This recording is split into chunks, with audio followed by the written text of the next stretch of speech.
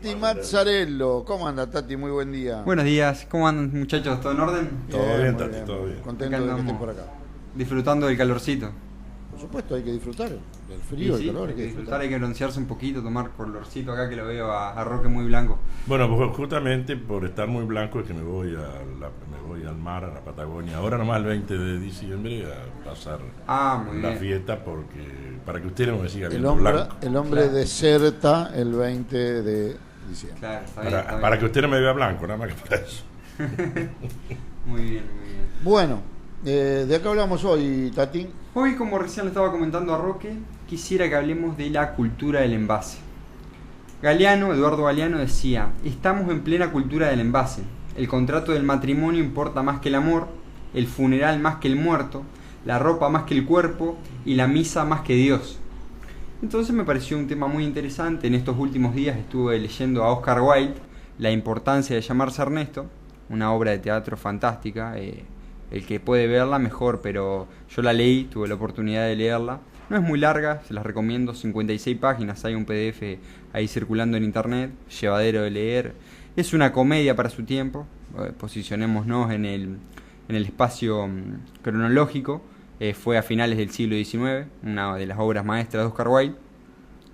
Y en fin, leyéndola consiste en un análisis a la crítica, es un análisis crítico, sí, a la sociedad occidental de aquel momento, pero se lo puede trasladar a la contemporaneidad, podríamos decir, porque tira ejemplos tan vívidos y plantea la idea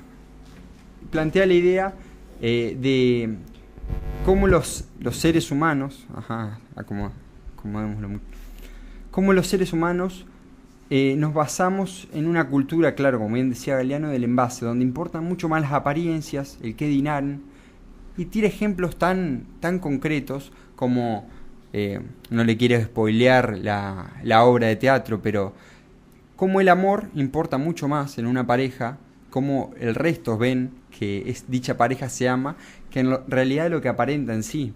O la cuestión económica, que lo podemos ver también hoy en día, importa mucho más aparentar que realmente tener. Y a todo esto surge un sociólogo llamado Irving Goffman, que es canadiense, murió en el año 1982, si no mal recuerdo, que plantea que la vida es un escenario de teatro. Y él se basa mucho, su obra se basa mucho en las obras de teatro y el laburo teatral, y plantea que cada ser humano en realidad no es un sujeto, sino que es un actor en su vida, y sigue un papel según le demanda su rol. Entonces podemos sintetizar su pensamiento, obviamente sin perjuicio alguno, que es más importante parecer que ser en esta vida. Entonces, la crítica que hace Oscar Wilde en la importancia de llamarse Ernesto a la sociedad hipócrita en la que se vive, donde los valores y la moral aparenta ser algo tan importante, pero cuando se lo contrasta con la realidad, y más que nada se lo analiza desde las cuestiones, como bien dije, del amor, de lo económico, de la fidelidad misma a la pareja, o la idea de, en aquel momento tan machista, de que una mujer divorciada o que a ciertos años de edad me refiero, ya no se podía casar o era mal visto, o cómo se mentía desde la edad misma. Hay un momento en la obra donde se hace alusión a la edad y los personajes dialogan sobre eso, y dice una señorita, nunca dice exactamente su edad, porque eso es de muy calculadora. Entonces, claro, la molda según le conviene. Quizás algunas tenían 40 años, sí, habían cumplido sus 40 años y recién decía que tenía 35. Pero son cuestiones para el solo hecho de gustar a la sociedad, amoldarse a los estereotipos que la sociedad occidental nos impone. Y esto también se relaciona con el tema que charlamos la semana pasada, relativo a forzarnos a hacer algo que no somos ante las estructuras que nosotros mismos hemos creado, las cuales nos limitan como seres humanos, instintivamente hablando, y naturalmente las pulsiones de vida, una óptica bien nietzscheana o freudiana. Entonces la pregunta y la reflexión que quiero ahí abrir el debate es: ¿realmente es necesario parecer antes que ser? Es decir, ¿realmente tiene que ser más importante? o tendríamos que hacer una contrahegemonía de carácter cultural, porque primero empezaríamos por, bueno, naturalmente concientizar, y luego de concientizar empezar a cambiarse uno. La revolución empieza por casa, decía el Che. Pero lo que me llama poderosamente la atención desde el ámbito artístico y apreciando ya en el aspecto de belleza de Oscar Wilde es el nombre Ernesto. ¿Por qué se llama el libro, la obra, la importancia de llamarse Ernesto? Es un juego de palabras que hace alusión a la importancia de ser correcto. Y Ernesto, el nombre Ernesto, funciona como una suerte de canalizador del estereotipo que demandaba la sociedad, más que nada en el aspecto del hombre, o sea, en el ámbito masculino. Entonces, como en ese nombre se sintetiza, claro, lo que la sociedad demandaba que se debía hacer. Entonces los personajes se esfuerzan en un momento por hasta bautizarse por tener ese nombre, debido a que a la hora de cortejar a mujeres era mucho más lindo que llamarse Ernesto, ya que generaba otra impresión.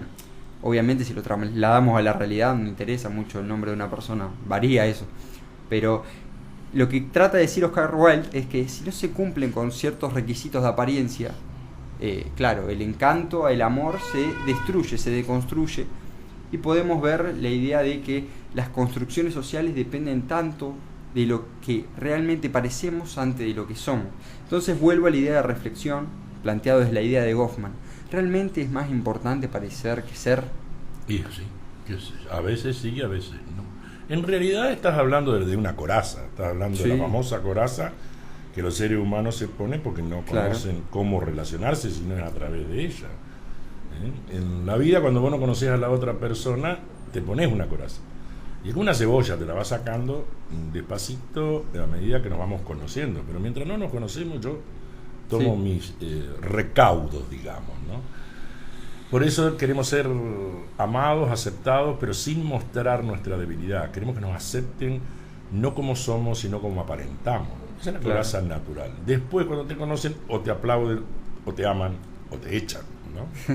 Así que, bueno, un poco está por la psicología aceptado, porque es la coraza natural. Y la psicología lo toma como algo natural, que es natural que el hombre nazca a la sociedad con una coraza. Vos te habrá pasado, cuando tenías tus 6 años te metieron, y a Juan también, y a mí también, nos meten en la escuela primaria, y nosotros teníamos los amiguitos del barrio. ¿Cuántos eran, Juan? 4, 5, 6, y nos encontramos con 40 en un aula. Bueno, pará, yo no voy a demostrar quién soy de entrada, que soy mañoso, que no, uno niega todo, entonces se presenta con una coraza. Hasta nos ponían una coraza, porque los guardapolvos eran una coraza de duro con almidón y nos engominaban, éramos una coraza. Y así nacimos a la vida, ¿no? Bueno, sí, digamos que hasta los hombres libres, yo te escuchaba hablar y a Tati pensaba en Yupanqui. En una larga charla que tuvimos con el Colla Chavero, su hijo, el que está allá en la casa de Cerro Colorado, Yupanqui siempre un misterio. Su relación con el silencio es llamativa. Ahora, uno no sabe, porque, por ejemplo, tiene frases como: el indio Pachi estaba acostado al lado del río. Un paseante le pregunta a otro: ¿está durmiendo? Y el otro le contesta: no, está aprendiendo música. Por la música del agua, ¿no? Bueno, y todo eso teóricamente el tipo buscaba en la profundidad del silencio un mensaje, él decía que la copla era una nube que había quedado colgando de los cerros, o que nadie creaba nada sino que encontraba otras cosas que dejaron otros. Bueno, ese era el mensaje de Yupanqui. Pero cuando una vez le preguntaron si era únicamente la música folclórica la que él prefería, y él reconoce que en la soledad él prefería la música clásica para tocar la guitarra. Entonces, digo, yo creo que digamos de personas de carne y hueso conocidas por mí o estudiadas o admiradas. No, yo no conocí la historia de un tipo tan libre como Yupanqui. Sin embargo, él estaba aferrado a una forma de comunicar, aunque sea de comunicar, pero él estaba aferrado a una forma. Yupanqui dice, nadie quede enfadado si aconsejo como siento que el hombre vale por dentro, que lo de afuera es prestado. Si vamos a esta alegoría que estamos haciendo, todo lo de afuera, digamos, nos es prestado por la sociedad, por la moda, por la apariencia, por la comparación. Fíjate vos, los chicos que quieren ser hoy distintos se visten todos iguales. La gorrita, la forma de poner de la moda o lo claro, interesante. Los cortes de pelo, todo. Los cortes de pelo, etcétera, etcétera. Lo paradójico de la moda. Entonces, creo, insisto en eso, yo creo que, como coincido con Roque, todos tenemos en determinado momento una coraza. Por eso cuando decimos que vamos a sacar todo lo que tenemos en nuestro interior para contarle a alguien o para compartir con alguien, hablamos de desnudarnos. Yo puedo desnudarme adelante tuyo, pero no estoy hablando de sacarme la ropa.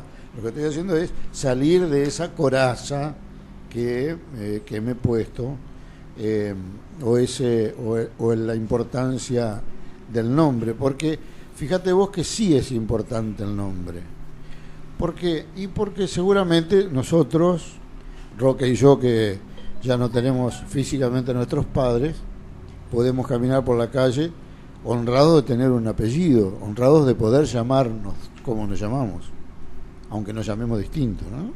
Y seguramente vos también, a la sombra de tu padre, por admiración, por comparación, por lo que fuere, estás orgulloso del apellido que tenés, ¿no? Entonces, yo creo que sí, que hay una importancia de llamarse Ernesto o cualquier cosa.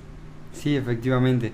Supongo que el tema de trasfondo, más allá de la cuestión del envase, como bien la hemos planteado, si hilamos más fino, llegamos a la idea de identidad y la constitución de la misma, y a través de mientras vamos creciendo y en las circunstancias que nos vamos planteando, la personalidad o cómo muta nuestra esencia, quizá. No sé si comparten esa idea. Sí, claro. Sí. O sea, va mutando con el crecimiento. Naturalmente. Con nuestro crecimiento. En realidad, cuando nosotros comenzamos a relacionarnos, tenemos miedo de ser vulnerables. Exacto. El miedo nos lleva a tener una coraza. Nos acostumbramos y nos relacionamos con esa coraza. Con el tiempo vamos creciendo. Voy a dar el ejemplo del funeral, ¿no es cierto? Ajá. Que es más importante el funeral que el muerto. Y es obvio que sea así, porque el muerto es el único que es él, está y encima no sabe que lo están velando, o está muerto.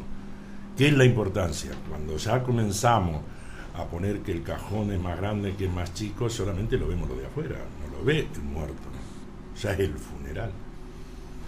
Cuando nosotros vamos al funeral queremos ir bien vestidos o queremos caer bien, o vamos ensayando qué le decimos a la viuda, ¿viste? A ver, cómo le digo, cómo la enfrente, cómo la abrazo, cómo le tengo miedo.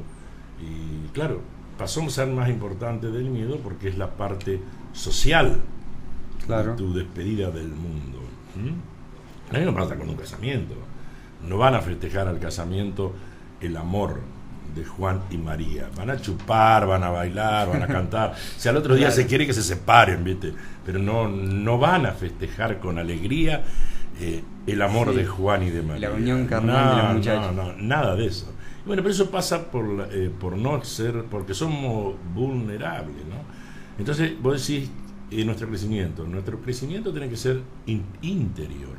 Claro. Porque desde adentro se rompe la coraza, no desde afuera, desde adentro. La rompemos nosotros mismos, ¿no? Quizás cada vez se va rompiendo generacionalmente más temprano.